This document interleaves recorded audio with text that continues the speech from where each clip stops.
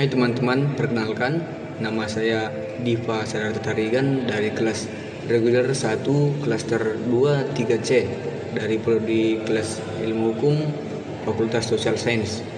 Di sini saya akan mengulang materi yang telah kami pelajari, yang dimana pada materi sebelumnya kami ada membahas tentang badan usaha dan badan usaha hukum.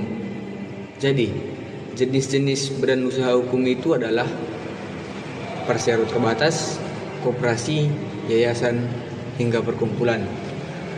Apa sajakah yang dimaksud dengan badan hukum? Badan hukum merupakan suatu badan yang dapat memiliki hak-hak dan kewajiban untuk melakukan perbuatannya sendiri.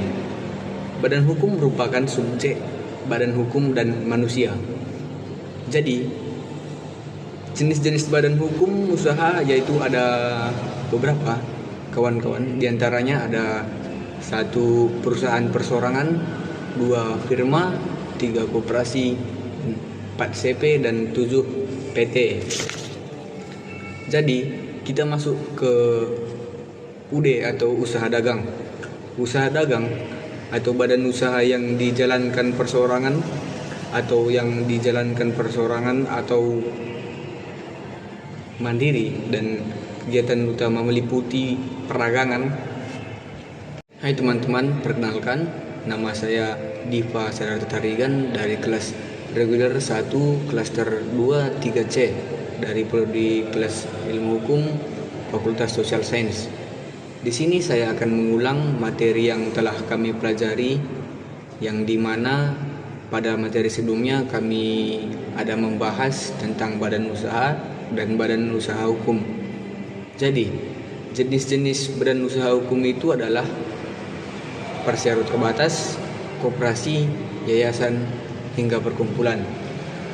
Apa sajakah yang dimaksud dengan badan hukum?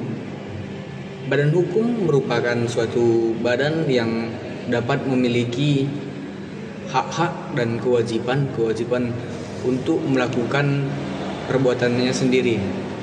Badan hukum merupakan subjek badan hukum dan manusia.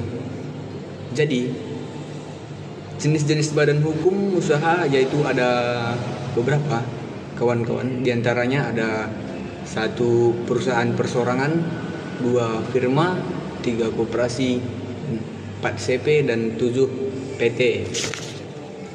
Jadi kita masuk ke UD atau usaha dagang, badan usaha yang dijalankan perseorangan atau mandiri, dan kegiatan utamanya meliputi perdagangan barang atau jasa.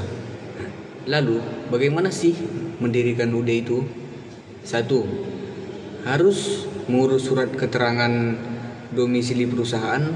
2. Wajib mengurus akta pendirian UD dari notaris.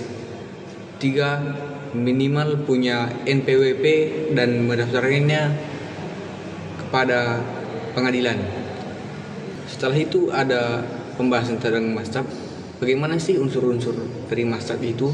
Nah, unsur-unsur dari mazhab itu sendiri ialah bertindak dengan tenang-tenangan, bersifat kebendaan, memperoleh keuntungan